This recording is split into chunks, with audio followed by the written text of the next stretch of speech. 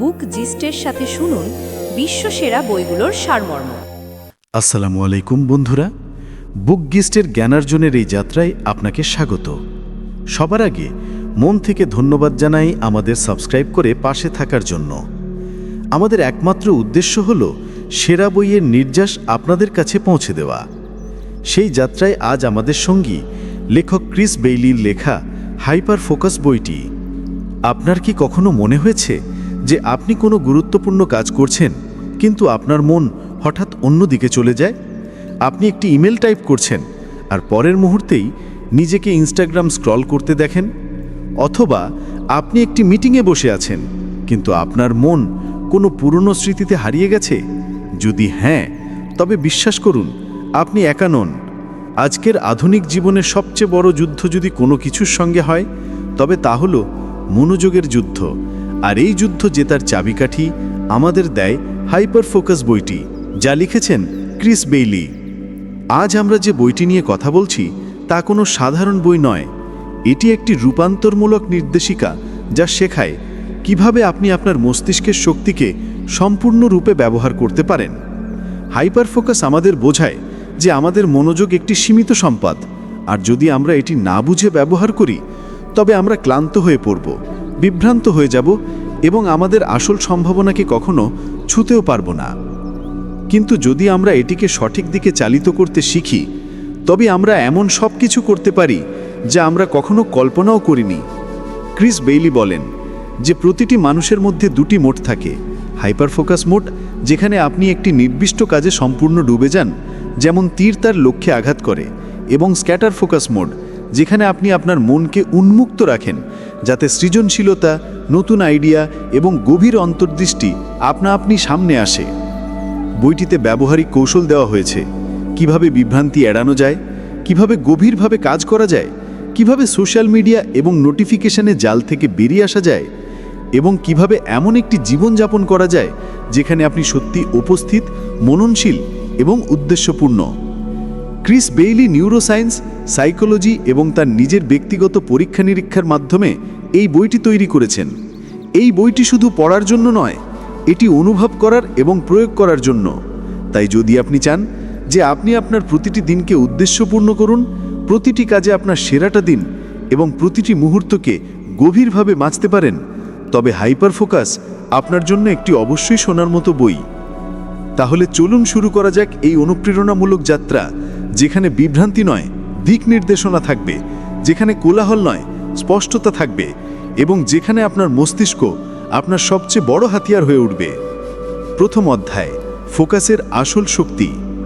প্রতি সকালে যখন আপনি ঘুম থেকে জাগেন, আপনার মস্তিষ্ক সম্পূর্ণ সতেজ থাকে, একদম পরিষ্কার এবং দিনের নতুন চ্যালেঞ্জ মোকাবিলা করার জন্য প্রস্তুত।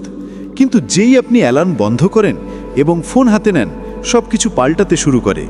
একটি নোটিফিকেশন, তারপর আরেকটি, তারপর ইনস্টাগ্রাম, হোয়াটসঅ্যাপ, ফেসবুক, খবর, আর দেখতে দেখতে আপনার মস্তিষ্ক 100 দিকে ছড়িয়ে পড়তে শুরু করে। আপনি দিনের শুরু করেছিলেন আপনার লক্ষ্য অর্জনের উদ্দেশ্য নিয়ে, কিন্তু এখন আপনি অন্যের প্রায়োরিটির প্রতিক্রিয়া জানাচ্ছেন। আর এটি হলো আজকের সবচেয়ে বড় সমস্যা। আমরা আমাদের মস্তিষ্ককে সচেতনভাবে চালাচ্ছি না, বরং এটি আমাদের চালাচ্ছে। এই অধ্যায়ে ক্রিস বেইলি একটি খুব গভীর কথা বলেছেন। আমাদের মনোযোগ আমাদের সবচেয়ে মূল্যবান সম্পদ, টাকার মতো। যেমন আপনি যদি আপনার টাকা সব জায়গায় এভাবে খরচ করতে থাকেন না বুঝে, তবে আপনি কখনো ধনী হতে পারবেন না। ঠিক তেমনই যদি আপনি আপনার মনোযোগকে অনিয়ন্ত্রিতভাবে খরচ করেন, তবে আপনি কখনো গভীর সন্তুষ্টি অর্জন করতে পারবেন না। আপনি ব্যস্ত থাকবেন, ক্লান্ত থাকবেন, কিন্তু ভেতর থেকে শূন্য অনুভব করবেন। এই কারণেই তিনি একটি শক্তিশালী পদ্ধতি দিয়েছেন, হাইপার ফোকাস। এর মানে হলো, যখন আপনি একটি কাজ করছেন তখন তাতে সম্পূর্ণ ডুবে যান, শুধু শরীর দিয়ে নয়, বরং মন ও আত্মা দিয়ে। সেই মুহূর্তে শুধু সেই একটি কাজই বিদ্যমান থাকবে, আর কিছুই না। না ব্যাকগ্রাউন্ডে কোনো অ্যাপ, না কোনো নোটিফিকেশন, না কোনো অসম্পূর্ণ চিন্তা। হাইপার ফোকাস মানে হলো চরম উপস্থিতি, এমন উপস্থিতি যা আপনাকে একজন সাধারণ মানুষ থেকে অসাধারণ পারফর্মার বানাতে পারে। এখন প্রশ্ন ওঠে, এমনটা করা কেন জরুরি? কারণ ক্রিস বলেন যে আমাদের সবার মানসিক শক্তি সীমিত থাকে। দিনের মধ্যে কিছু ঘন্টাই এমন থাকে যখন আমাদের মস্তিষ্ক সর্বোচ্চ কর্মক্ষমতায় থাকে। যদি আমরা সেই সোনালী ঘণ্টাগুলো কোনো বিভ্রান্তি বা টুকরো টুকরো কাজে ব্যয় করি, তবে আমাদের সবচেয়ে মূল্যবান সম্পদ মনোযোগ নষ্ট হয়ে যাবে। তিনি এটিকে একটি উপমা দিয়ে বুঝিয়েছেন। ভাবুন, আপনার মস্তিষ্ক একটি ফ্ল্যাশ লাইট। যদি আপনি সেই লাইট পুরো ঘরে ছড়িয়ে দেন, তাহলে কিছুই পরিষ্কার দেখা যাবে না। কিন্তু যদি সেই আলো এক জায়গায় কেন্দ্রীভূত করেন, তাহলে তা এত তীব্র হয়ে উঠবে যে কোনো জিনিস উজ্জ্বল হয়ে উঠবে। হাইপার ফোকাস ঠিক তেমনই করে। এটি আপনার মস্তিষ্কের আলোকে একটি বিন্দুতে কেন্দ্রীভূত করে, আর যখন তা হয়, তখন আপনার উৎপাদনশীলতা, সৃজনশীলতা এবং সন্তুষ্টি তিনটেই হঠাৎ করে বহুগুণ বেড়ে যায়। এই অধ্যায়ে ক্রিস আরও একটি গুরুত্বপূর্ণ কথা বলেছেন। মাল্টিটাস্কিং একটি মিথ্যা। আমরা ভাবি যে আমরা একসাথে একাধিক কাজ করতে পারি, কিন্তু সত্যি কথা হলো যে আমাদের মস্তিষ্ক একবারে শুধু একটি জিনিসের ওপরই সঠিকভাবে মনোযোগ দিতে পারে। মাল্টিটাস্কিং আসলে কনটেক্সট সুইচিং, অর্থাৎ আপনার মস্তিষ্ক বারবার এক কাজ থেকে অন্য কাজে যাচ্ছে এবং প্রতিবারই এটি কিছুটা সময় ও শক্তি হারায়। এর অর্থ হলো, আপনি যত বেশি মাল্টিটাস্ক করবেন, আপনার কাছে তত কম দক্ষতা ও ফোকাস অবশিষ্ট থাকবে। তাই তিনি একটি সহজ নিয়ম দিয়েছেন। যখন আপনি কাজ করেন, তখন আপনার সমস্ত বিভ্রান্তি বন্ধ করুন। Phone silent, notification off, desk পরিষ্কার এবং আপনার সামনে শুধু সেই একটি জিনিস রাখুন যা নিয়ে আপনাকে কাজ করতে হবে। শুরুতে কঠিন হবে, কারণ আমাদের মস্তিষ্ক প্রতি 2 মিনিটে ডোপামিন চায়। কিন্তু যত আপনি অনুশীলন করবেন, তত আপনার নিজেরই উপলব্ধি হবে যে এই গভীর কাজ থেকে যে সন্তুষ্টি পাওয়া যায়, তা কোনো সোশ্যাল মিডিয়া স্ক্রলিংয়ের চেয়ে বহুগুণ গভীর এবং পরিপূর্ণ। শেষ পর্যন্ত এই অধ্যায়ের মূল বার্তা হলো, যদি আপনি আপনার জীবনের গুণমান পরিবর্তন করতে চান, তবে সবার আগে আপনার মনোযোগের গুণমান পরিবর্তন করুন। উদ্দেশ্যহীনভাবে প্রতিক্রিয়াশীল না হয়ে মননশীলভাবে সক্রিয় হন। যা কিছু করেন, হৃদয় এবং মস্তিষ্ক উভয় দিয়েই করুন। এবং প্রতিদিন অল্প সময়ের জন্য হাইপার ফোকাস অনুশীলন অবশ্যই করুন, কারণ এটিই সেই যাত্রার শুরু যেখানে বিভ্রান্তি নয়, দিক নির্দেশনা থাকে। এটিই সেই প্রথম পদক্ষেপ যা একজন সাধারণ মানুষকে একজন মনোযোগী কিংবদন্তি বানাতে পারে। দ্বিতীয় অধ্যায়, হাইপার ফোকাস মোডে কিভাবে প্রবেশ করবেন। হাইপার ফোকাস কোনো জাদু নয়, এটি একটি দক্ষতা। আর ভালো খবর হলো, এটি শেখা যায়। ক্রিস বেইলি বলেন যে হাইপার ফোকাসে প্রবেশ করার জন্য 4টি সহজ ধাপ আছে এবং এই 4টি ধাপ আপনার জীবনকে সম্পূর্ণভাবে পাল্টে দিতে পারে। প্রথম ধাপ হলো অভিপ্রায় স্থির করা। যখনই আপনি কোনো কাজ শুরু করেন, সবার আগে নিজেকে জিজ্ঞাসা করুন, আমি এখন কি করতে চাই। যতক্ষণ না আপনি স্পষ্টতা আনছেন যে আপনার পরবর্তী কাজ কি, ততক্ষণ মস্তিষ্ক এদিক ওদিক ঘুরতে থাকবে। ক্রিস এটিকে বলেন সেটিং আ ক্লিয়ার ইন্টেনশন, অর্থাৎ আপনি আপনার মনোযোগকে নিজেই পরিচালিত করছেন, বাইরের দুনিয়ার সংকেতগুলির প্রতি প্রতিক্রিয়া জানাচ্ছেন না। এই ধাপে আপনি সিদ্ধান্ত নেন যে আগামী সময়ে আপনি শুধু একটি নির্দিষ্ট কাজে মনোযোগ দেবেন, তা সে একটি প্রতিবেদন লেখা হোক, একটি বই পড়া হোক বা কোনো সমস্যার সমাধান হোক। দ্বিতীয় ধাপ হলো সেই কাজে মনোযোগ নিবদ্ধ রাখা। এখন যখন আপনি স্থির করে ফেলেছেন যে আপনি কি করতে চান, তখন পরবর্তী চ্যালেঞ্জ হলো আপনার মনোযোগকে সেখানে ধরে রাখা। আর এখানেই আসল খেলা শুরু হয়, কারণ আমাদের চারপাশে বিভ্রান্তির প্রাচুর্য রয়েছে। ফোন, সোশ্যাল মিডিয়া, এলোমেলো চিন্তা, ব্যাকগ্রাউন্ড কোলাহল। তাই ক্রিস পরামর্শ দেন যে হাইপার ফোকাসের সময় আপনি আপনার ফোনকে এয়ারপ্লেন মোডে রাখুন, নোটিফিকেশন বন্ধ করুন এবং এমন একটি পরিবেশ তৈরি করুন যেখানে আপনার মনোযোগ বারবার বিঘ্নিত না হয়। তিনি বলেন, আপনার চারপাশের জগতই আপনার ফোকাসে সবচেয়ে বড় সহায়ক বা শত্রু হয়। তাই আপনার চারপাশের জগৎকে এমনভাবে সেট করুন যেন একজন খেলোয়াড় তার খেলার মাঠ প্রস্তুত করে। তৃতীয় ধাপ হলো মনোযোগ বিঘ্নিত হলে ধীরে ধীরে ফিরিয়ে আনা। ক্রিস মনে করেন যে আপনি যতই শৃঙ্খলাবদ্ধ হন না কেন, আপনার মনোযোগ কখনো না কখনো বিঘ্নিত হবেই এবং এটি সম্পূর্ণ স্বাভাবিক। মস্তিষ্কের কাজই হলো নতুন ধারণা চিন্তা করা, সংযোগ স্থাপন করা। কিন্তু হাইপার ফোকাসে দক্ষতা তখনই আসে যখন আপনি সচেতনতার সাথে লক্ষ্য করেন যে আমার মনোযোগ বিঘ্নিত হয়েছে, এবং তারপর নিজেকে বিচার না করে ধীরে ধীরে আপনার মনোযোগকে সেই একই কাজে ফিরিয়ে আনেন। এটি একটি মৃদু প্রত্যাবর্তন, ভালোবাসা দিয়ে, ধৈর্য দিয়ে।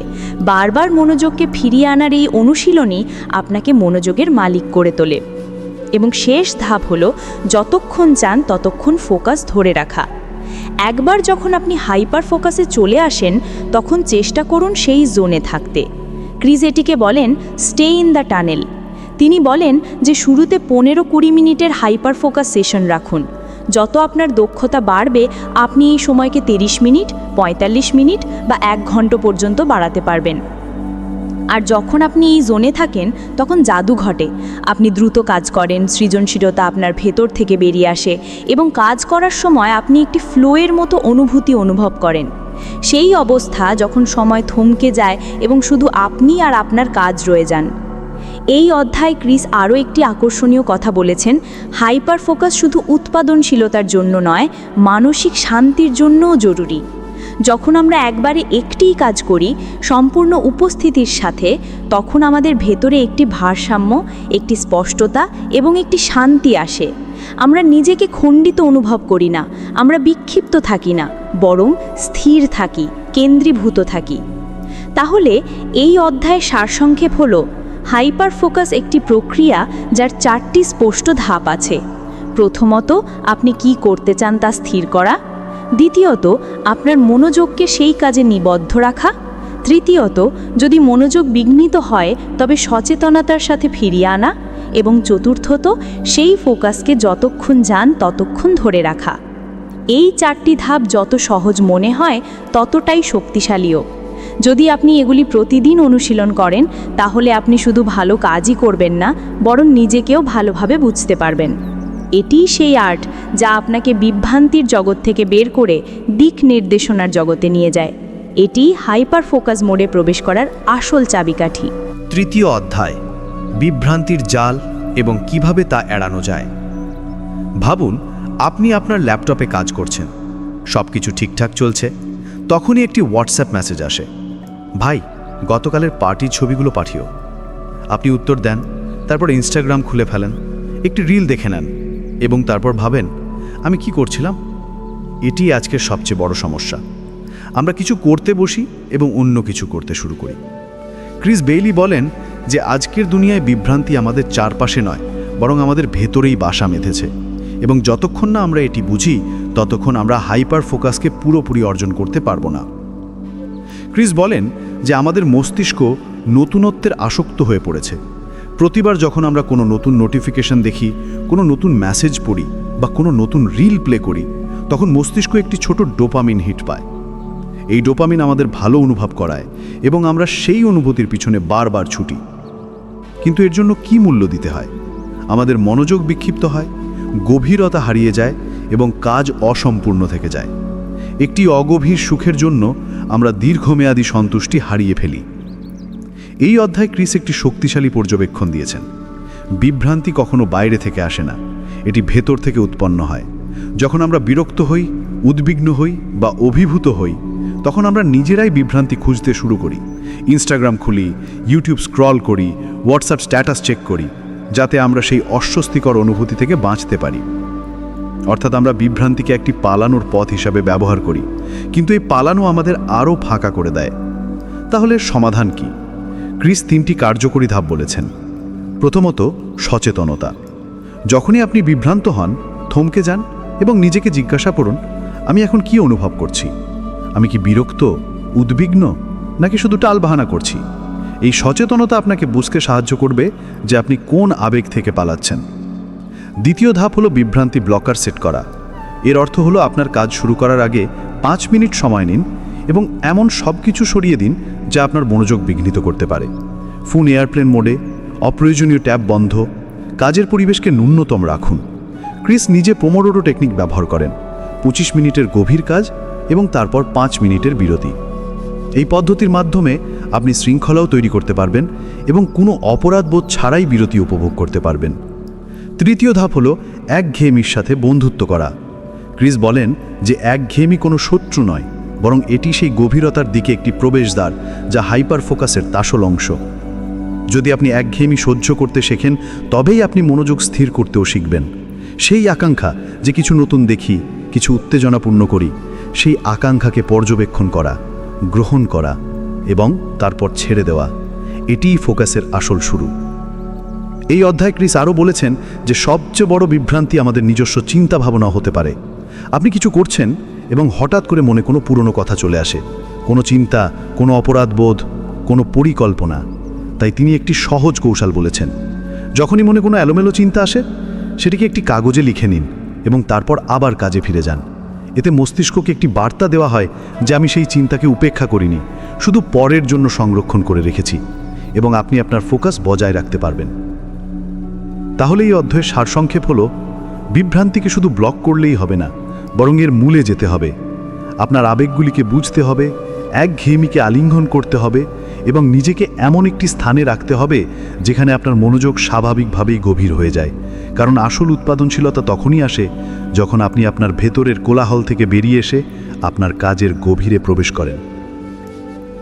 চতুর্থ অধ্যায়, মস্তিষ্কের ক্ষমতা এবং সীমাবদ্ধতা, মনোযোগ কেন বিঘ্নিত হয়।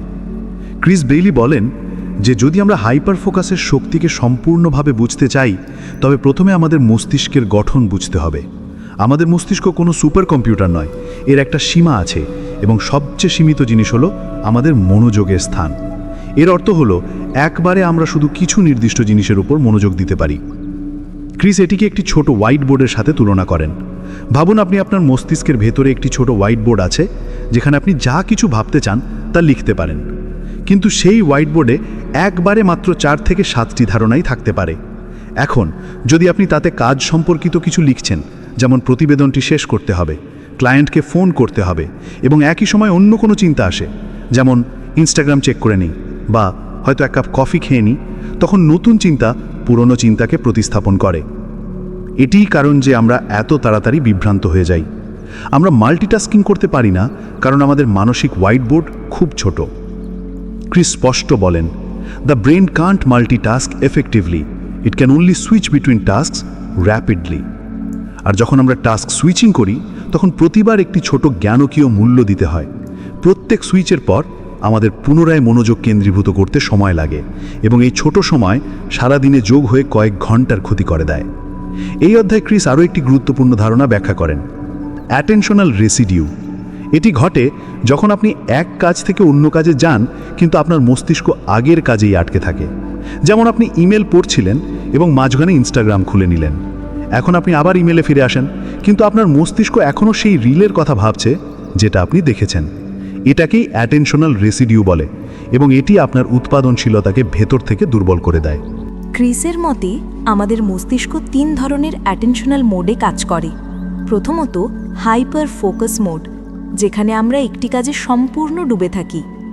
দ্বিতীয়ত স্ক্যাটার ফোকাস মোড, যেখানে আমরা ইচ্ছাকৃতভাবে মস্তিষ্ককে ঘুরতে দিই, যেমন হাঁটার সময় বা স্নান করার সময়। এবং তৃতীয়ত অটো পাইলট মোড, যেখানে আমরা মনোযোগ না দিয়ে অভ্যাসের ভিত্তিতে কাজ করি। হাইপার ফোকাস তখনই সবচেয়ে ভালো কাজ করে যখন আমরা জানি যে কখন কোন মোড ব্যবহার করতে হবে। ক্রিস পরামর্শ দেন যে আপনি দিনের কিছু সময় স্ক্যাটার ফোকাসকেও দিন, যেখানে আপনি কিছু করেন না, শুধু চিন্তা করেন, কারণ এই মোডেই নতুন ধারণা, অন্তর্দৃষ্টি এবং সংযোগ তৈরি হয়। কিন্তু যদি আপনার পুরো দিন স্ক্যাটার ফোকাসেই চলে যায়, তবে কিছুই সুনির্দিষ্ট হবে না। এই অধ্যায়ের সবচেয়ে শক্তিশালী বার্তা হলো, মনোযোগ কোনো অসীম জিনিস নয়, এটি একটি সম্পদ, এবং আপনাকে এটি বিজ্ঞতার সাথে ব্যবহার করতে জানতে হবে। আপনাকে বুঝতে হবে যে আপনার মস্তিষ্ক একটি সীমিত হোয়াইট বোর্ডের মতো। তাতে কি লিখতে হবে, কখন লিখতে হবে এবং কখন সেটি পরিষ্কার করতে হবে, এই সবই আপনার ফোকাসের গুণমান নির্ধারণ করে। এবং যখন আপনি আপনার মানসিক হোয়াইট বোর্ডকে জঞ্জাল থেকে বাঁচিয়ে রাখেন, তখনই আপনি সত্যিকারের হাইপার ফোকাসের অভিজ্ঞতা লাভ করতে পারেন। পঞ্চম অধ্যায়, হাইপার ফোকাস কীভাবে আয়ত্ত করবেন, গভীরতায় ডুব দেওয়ার শিল্প। ক্রিস বেইলি বলেন যে হাইপার ফোকাস কোনো জাদুর কৌশল নয়, এটি একটি অনুশীলন। এটি এমন একটি শিল্প যা আপনি দৈনন্দিন জীবনে বিকাশ করতে পারেন। এর উদ্দেশ্য হল আপনার মস্তিষ্কের সমস্ত মনোযোগ শক্তিকে একটি নির্দিষ্ট কাজে নিবদ্ধ করা, যাতে আপনি শুধু দ্রুতই এটি করতে না পারেন, বরং আরও ভালোভাবেও করতে পারেন। তাহলে প্রশ্ন হলো, হাইপার ফোকাস কীভাবে আয়ত্ত করা যায়? এর জন্য ক্রিস একটি 4 ধাপের কৌশল বলেন, যাকে তিনি হাইপার ফোকাস ফর্মুলা বলেন। প্রথম ধাপ, একটি উৎপাদনশীল কাজ বেছে নিন, হাইপার ফোকাস তখনই কাজ করে যখন আপনি কোনো অর্থপূর্ণ এবং উদ্দেশ্যমূলক কাজ বেছে নেন। অনেক সময় আমরা কাজ শুরু করে দিই, কিন্তু পরিষ্কার থাকি না যে আসলে কি করতে হবে। ক্রিস বলেন, স্পষ্টতাই শক্তি। তাই প্রথমে স্থির করুন যে আপনাকে কি করতে হবে। যদি আপনার লক্ষ্য অস্পষ্ট না হয়, তাহলে আপনার মনোযোগও এদিক ওদিক ঘুরে বেড়াবে। দ্বিতীয় ধাপ, বিভ্রান্তি দূর করুন। এবার পালা মনোযোগ হত্যাকারীদের সরিয়ে ফেলার। আপনার ফোনের নোটিফিকেশন, এলোমেলো ব্যাকগ্রাউন্ড নয়েজ, খোলা ট্যাব, এগুলো সবই ছোট ছোট ছিদ্রের মতো, যা আপনার ফোকাসকে নিঃশেষ করে দেয়। ক্রিস নিজে একটি রীতিনীতির কথা বলেন, কাজ শুরু করার আগে 2 মিনিটের বিভ্রান্তি পরিষ্কার করা।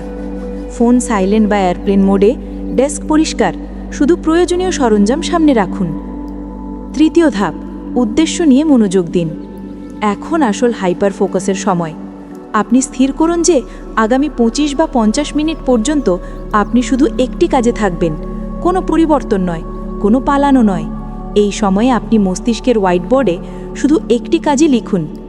ক্রিস বলেন, শুরুতে আপনার মন ঘুরপাক খাবে, কিন্তু আপনাকে প্রতিবার নিজেকে ধীরে ধীরে ফিরিয়ে আনতে হবে। এই ফিরে আসার কাজটি আপনার ফোকাস পেশিকে শক্তিশালী করে তোলে। চতুর্থ ধাপ, আপনার মনোযোগ বারবার ফিরিয়ে আনুন।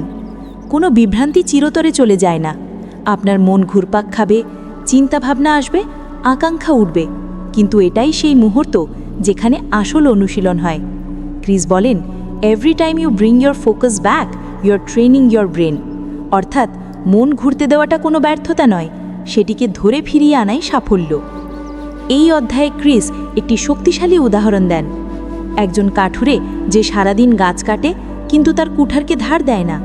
আমাদেরও ঠিক একই অবস্থা হয় যখন আমরা হাইপার ফোকাস ছাড়াই কাজ করি। আমরা ব্যস্ত দেখাই কিন্তু কার্যকর হই না। হাইপার ফোকাস আমাদের কুঠারকে ধার দেয়। ক্রিস পরামর্শ দেন যে আপনি দিনে অন্তত 3 বার হাইপার ফোকাস সেশন রাখুন। শুরুতে 25 মিনিট দিয়ে শুরু করুন এবং ধীরে ধীরে সময় বাড়ান। প্রতিটি সেশনের পর একটি ছোট বিরতি নিন, যাতে মস্তিষ্ক রিচার্জ হতে পারে। এই অধ্যায়ের সারসংক্ষেপ হল, হাইপার ফোকাস কোনো ডিফল্ট অবস্থা নয়, বরং এটি একটি প্রশিক্ষিত অবস্থা। আপনাকে প্রতিদিন আপনার মনোযোগকে তীক্ষ্ণ করতে হয়, বিভ্রান্তির সাথে লড়াই করতে হয় এবং একটি স্পষ্ট উদ্দেশ্য নিয়ে কাজ করতে হয়। যখন আপনি এই দক্ষতা বিকাশ করেন, তখন প্রদাতদ্বীপ যে বাড়ে, তার সঙ্গে আপনার সৃজনশীলতা এবং সন্তুষ্টিও নেক্সট লেভেলে পৌঁছে যায়। ষষ্ঠ অধ্যায়, স্ক্যাটার ফোকাস, চিন্তার উড়ান থেকে প্রাপ্ত শক্তি। হাইপার ফোকাস যেখানে আপনাকে গভীরে ডুব দেওয়ার শক্তি দেয়, সেখানে স্ক্যাটার ফোকাস আপনার মনকে উড়ার স্বাধীনতা দেয়। ক্রিস বেইলি বলেন যে আমাদের সৃজনশীলতা, পরিকল্পনা করার ক্ষমতা এবং দীর্ঘমেয়াদী চিন্তাভাবনা তখনই উন্নত হয় যখন আমরা আমাদের মনকে একটু ঘুরতে দিই। এটি স্ক্যাটার ফোকাস, একটি এমন মোড যেখানে আমরা সক্রিয়ভাবে কোনো একটি জিনিসের উপর মনোযোগ কেন্দ্রীভূত করি না, বরং আমাদের চিন্তাভাবনাগুলিকে স্বাধীনভাবে প্রবাহিত হতে দিই। ক্রিস বলেন যে আমাদের মন সবসময় কোনো না কোনো জিনিসের উপর মনোযোগ দেয়, কিন্তু যখন আমরা তাকে খালি সময় দিই, কোনো বিভ্রান্তি ছাড়াই, তখন সে ইন্টারনালি প্রক্রিয়া শুরু করে দেয়। এখান থেকেই জন্ম নেয় নতুন ধারণা, সমাধান এবং সংযোগ। স্ক্যাটার ফোকাস সেই জায়গা যেখানে কল্পনা শ্বাস নেয়। ক্রিস স্ক্যাটার ফোকাসকে 3 প্রকারে ভাগ করেন। 1. Problem crunching scatter focus. যখন আপনি কোনো সমস্যার সমাধান খুঁজতে চান এবং ইচ্ছাকৃতভাবে আপনার মনকে শিথিল করেন, যেমন হাঁটার সময় বা স্নান করার সময় আপনার মনে কোনো সমাধান চলে আসা। এগুলিই সেই মুহূর্ত যাকে আমরা আহা মোমেন্টস বলি। 2. Planning scatter focus.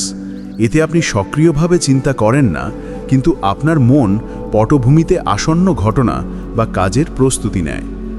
আপনি সচেতনভাবে পরিকল্পনা করছেন না, কিন্তু তবুও কিছু কাঠামো তৈরি হচ্ছে, যেমন আসন্ন মিটিং সম্পর্কে অস্পষ্ট চিন্তাভাবনা করা যে কি বলতে হবে। 3. Capture mood scatter focus. এতে আপনার মন এলোমেলো চিন্তাভাবনা, ধারণা এবং জিনিসগুলোকে পৃষ্ঠে নিয়ে আসে, যা আপনি লিখে রাখতে পারেন। তাই ক্রিস পরামর্শ দেন যে স্ক্যাটার ফোকাসের সময় একটি নোটবুক বা ফোন কাছাকাছি রাখুন, যাতে আপনি এই স্বতঃস্ফূর্ত অন্তর্দৃষ্টিগুলি ধারণ করতে পারেন। কিন্তু স্ক্যাটার ফোকাসের আসল জাদু তখনই কাজ করে যখন আপনি এটিকে ইচ্ছাকৃতভাবে ব্যবহার করেন।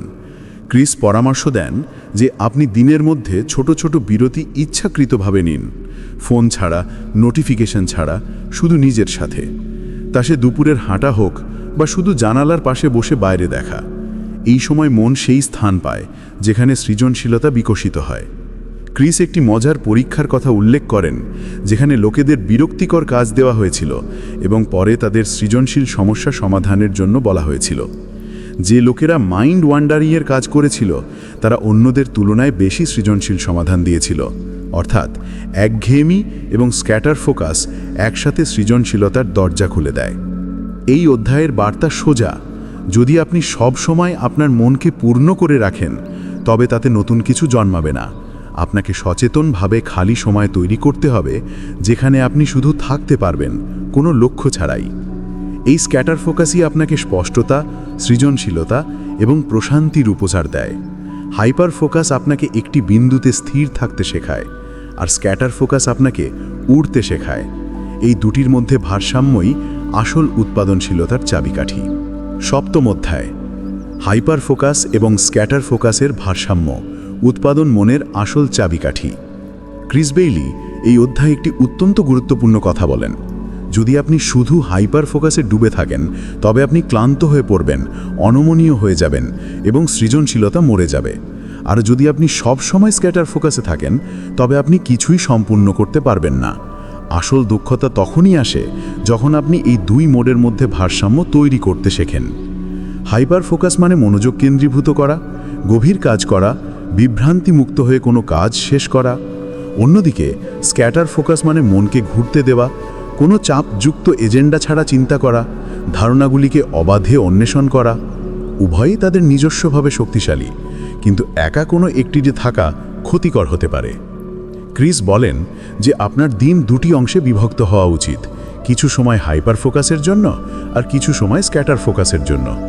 উদাহরণস্বরূপ, সকালে যখন আপনার শক্তি বেশি থাকে তখন গভীর কাজ করুন, অর্থাৎ লেখালেখি, কোডিং, ডিজাইনিং বা কোনো কঠিন কাজ। তারপর দুপুরে বা ক্লান্তির সময় স্ক্যাটার ফোকাসের জন্য সময় রাখুন, যেমন হাঁটতে যাওয়া, বসে চিন্তা করা, জার্নালিং করা বা কোনো সৃজনশীল সমস্যা নিয়ে শিথিলভাবে চিন্তা করা। এই ভারসাম্যকে তিনি অ্যাটেনশনাল ব্যালেন্স বলেন, যেখানে আপনি আপনার মানসিক শক্তিকে স্মার্টভাবে পরিচালনা করেন। যখন আপনি দেখবেন যে আপনার মন ক্লান্ত হতে শুরু করেছে, তখন নিজেকে জোর করবেন না, বরং স্ক্যাটার ফোকাস মোডে চলে যান। এবং যখন আপনি প্রস্তুত হন, তখন আবার হাইপার ফোকাসে ফিরে আসুন। এটি ঠিক তেমনই যেমন একজন ক্রীড়াবিদ কখন দৌড়াতে হবে এবং কখন গতি নিয়ন্ত্রণ করতে হবে তা জানেন। ক্রিস এই অধ্যায়ে একটি খুব ভালো উপমা দেন। হাইপার ফোকাস একটি মাইক্রোস্কোপের মতো, যা আপনাকে বিস্তারিত দেখতে সাহায্য করে, আর স্ক্যাটার ফোকাস একটি টেলিস্কোপের মতো, যা আপনাকে বড় চিত্র দেখায়। একটা আপনাকে গভীরতা দেয়, অন্যটি উচ্চতা। এই ভারসাম্য তৈরি করার জন্য তিনি কিছু ব্যবহারিক টিপসও দেন। 1. আপনার দিনের শক্তির স্তরগুলি ট্র্যাক করুন। কখন আপনি সবচেয়ে মনোযোগী থাকেন, কখন আপনি স্বাভাবিকভাবে শিথিল থাকেন, সেই অনুযায়ী হাইপার এবং স্ক্যাটার মোডগুলি সময়সূচি করুন। 2. আপনার সপ্তাহে কিছু নো প্রোডাক্টিভিটি জোন তৈরি করুন, অর্থাৎ এমন মুহূর্ত যেখানে আপনি কিছু করার চেষ্টা করবেন না, শুধু থাকতে দেবেন। 3. মাইন্ডফুলনেস এবং আত্মসচেতনতা বিকাশ করুন। খেয়াল রাখুন যে আপনি কোন মোডে আছেন এবং সেই সময় আপনার অন্য মোডের প্রয়োজন আছে কিনা। অধ্যায়ের মূল বিষয় হল, দুনিয়া আপনাকে শেখায় যে শুধু কাজ করো, মনোযোগ দাও, ব্যস্ত থাকো। কিন্তু ক্রিস বলেন যে আসল খেলা ব্যস্ত থাকার মধ্যে নয়, স্মার্ট অ্যাটেনশন ম্যানেজমেন্টের মধ্যে। যখন আপনি ইচ্ছাকৃতভাবে হাইপার এবং স্ক্যাটার ফোকাসের মধ্যে সুইচ করতে শেখেন, তখন আপনি শুধু বেশি কাজই করেন না, বরং চাপমুক্ত এবং সৃজনশীলভাবে পরিপূর্ণও থাকেন। হাইপার ফোকাস আপনাকে লেজার ফোকাস দেয়, স্ক্যাটার ফোকাস আপনাকে আকাশ দেয়, এবং এই দুটির মধ্যে ভারসাম্যই আপনাকে একজন মাস্টার চিন্তাবিদ এবং কর্মমুখী ব্যক্তি করে তোলে। অষ্টম অধ্যায়: হাইপার ফোকাস এবং জীবনের সম্পূর্ণ চিত্র। এটিকে আপনার দৈনন্দিন জীবনে কিভাবে গ্রহণ করবেন। এই শেষ অধ্যায়ে ক্রিস বেইলি আপনাকে বোঝান যে হাইপার ফোকাস এবং স্ক্যাটার ফোকাসকে কেবল কাজের সময়ই নয়, আপনার ব্যক্তিগত জীবনেও কিভাবে প্রয়োগ করা যেতে পারে। এই বইটি আপনাকে আপনার সময় এবং শক্তিকে স্মার্টভাবে পরিচালনা করার শিল্প শেখায় এবং এখন এই অধ্যায়টি এটিকে আপনার জীবনের প্রতিটি অংশে প্রয়োগ করার বিষয়। ক্রিস বলেন যে আমরা প্রায়শই নিজেদেরকে আরও বেশি উৎপাদনশীল হবার চেষ্টা করে আমাদের ব্যক্তিগত জীবনকে অবহেলা করি। আমাদের মনে হয় যে যদি আমরা সবসময় আমাদের কাজে লেগে থাকি তবে আমরা বেশি অর্জন করতে পারব। কিন্তু বাস্তবে যদি আমরা আমাদের মনকে খালি সময় এবং বিশ্রামের সুযোগ না দিই তবে আমরা খুব তাড়াতাড়ি নিজেদেরকে ক্লান্তি এবং অবসাদে ভরিয়ে ফেলতে পারি। এই কারণেই আমাদের কাজ এবং বিশ্রামের মধ্যে সঠিক ভারসাম্য বজায় রাখা জরুরি। এই অধ্যায়ে ক্রিস কিছু কৌশল বলেন যার সাহায্যে আপনি আপনার জীবনে হাইপার ফোকাস এবং স্ক্যাটার ফোকাসকে কার্যকরভাবে প্রয়োগ করতে পারেন। 1. আপনার সময়ের সঠিক ব্যবহার করুন। সবার আগে আমাদের সময়কে সচেতনভাবে পরিচালনা করতে শিখতে হবে। যখন আপনি কাজ করছেন তখন হাইপার ফোকাস ব্যবহার করুন, কিন্তু যখন আপনি বিশ্রাম নিচ্ছেন তখন মনকে ভাবার এবং ঘুরে বেড়ানোর স্বাধীনতা দিন। এই ভারসাম্য আপনার মনকে সতেজ রাখে এবং সৃজনশীল শক্তিকেও বাড়ায়। 2. ছোট কিন্তু কার্যকর বিরতি নিন। ক্রিস বলেন যে দিনের বেলা ছোট ছোট বিরতি খুবই জরুরি। এই বিরতিগুলি স্ক্যাটার ফোকাসের জন্য হতে পারে, যেমন 5-10 মিনিটের হাঁটা, কিছুক্ষণ মোবাইল সরিয়ে রাখা বা শুধু বাইরের পরিবেশ অনুভব করা। এই ছোট বিরতিগুলি আপনার মনকে রিচার্জ করে এবং আপনাকে ফোকাসে ফিরিয়ে আনে। 3. আপনার কাজকে অর্থপূর্ণ করুন। হাইপার ফোকাস তখনই কাজ করে যখন কাজের উদ্দেশ্য স্পষ্ট হয়। ক্রিস বলেন যে যদি আপনি আপনার কাজে অর্থ খুঁজে পান তবে আপনার শক্তি এবং ফোকাস আপনা আপনি বেড়ে যায়। তাই এটি জরুরি যে আপনি আপনার দৈনন্দিন কাজগুলিকে এমনভাবে ডিজাইন করুন যেখানে তাদের উদ্দেশ্য স্পষ্ট থাকে। 4. অযথা চিন্তা থেকে মুক্তি পান। স্ক্যাটার ফোকাসের একটি অংশ হল নিজেকে কোনো চিন্তা ছাড়াই চিন্তা করতে দেওয়া। যদি আপনি সবসময় চিন্তা করতে থাকেন তবে আপনার মন এবং শক্তি সেই চিন্তাই জড়িয়ে থাকবে।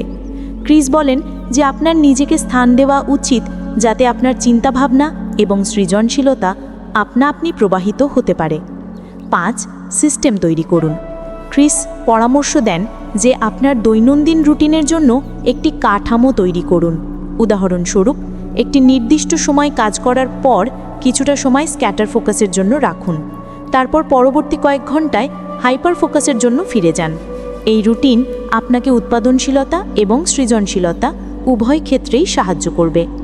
এই অধ্যায়ের মূল ধারণা হলো যে হাইপার ফোকাস এবং স্ক্যাটার ফোকাসের সঠিক ব্যবহার আপনার মানসিক স্বাস্থ্য, সৃজনশীলতা এবং উৎপাদনশীলতাকে নাটকীয়ভাবে উন্নত করতে পারে। যদি আপনি এই দুটির মধ্যে সঠিক সমন্বয় সাধন করতে পারেন তবে আপনি শুধু আপনার কাজকে দক্ষতার সাথে করতে পারবেন না, বরং আপনার সৃজনশীলতা এবং জীবনের গুণমানও বাড়বে।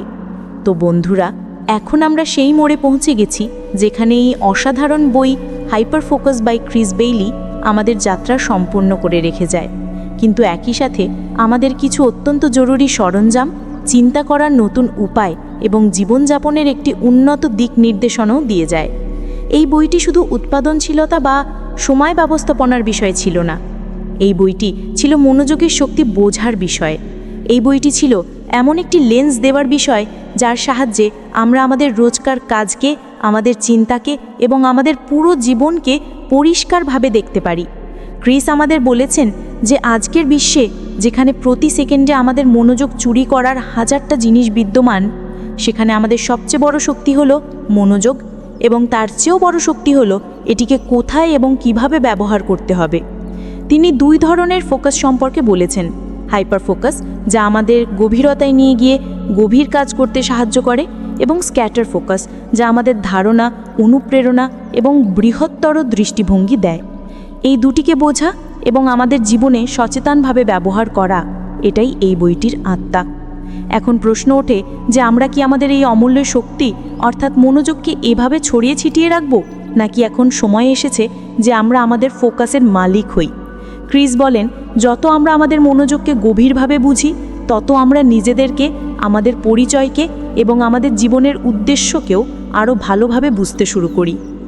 এখন ভাবুন, যদি আপনি প্রতিদিন শুধু অল্প সময়ের জন্য হাইপার ফোকাসের অবস্থায় চলে আসেন, বিভ্রান্তিগুলিকে দূরে সরিয়ে সত্যি অর্থপূর্ণ কাজে মনোযোগ দেন, তবে আপনার উৎপাদনশীলতাই নয়, আপনার পরিচয়ও পাল্টে যেতে পারে। এবং এটি শুধু আপনার প্রশাসনিক জীবনেই সীমাবদ্ধ থাকবে না, আপনার সম্পর্কগুলিতে গভীরতা আসবে, আপনার নির্দেশনাগুলিতে স্পষ্টতা আসবে এবং সবচেয়ে জরুরি হলো আপনার ভেতরে একটি অন্তর্নিহিত শান্তি আসবে, যা আজকের যুগে সবচেয়ে দুর্লভ জিনিস। তো এই ছিল আজকের বইয়ের সামারি। কেমন লাগলো তা কমেন্ট করে জানাতে ভুলবেন না। ভালো লাগলে লাইক ও বন্ধুদের সাথে শেয়ার করুন। দেখা হবে পরের ভিডিওতে। এরকম আরও ভিডিও পেতে আমাদের বুকজেস চ্যানেলটিকে সাবস্ক্রাইব করে রাখুন, আর নতুন ভিডিওর আপডেট সবার আগে পেতে নোটিফিকেশন বেলটি বাজিয়ে দিন। ভিডিওটি শেষ পর্যন্ত শোনার জন্য আপনাকে অসংখ্য ধন্যবাদ।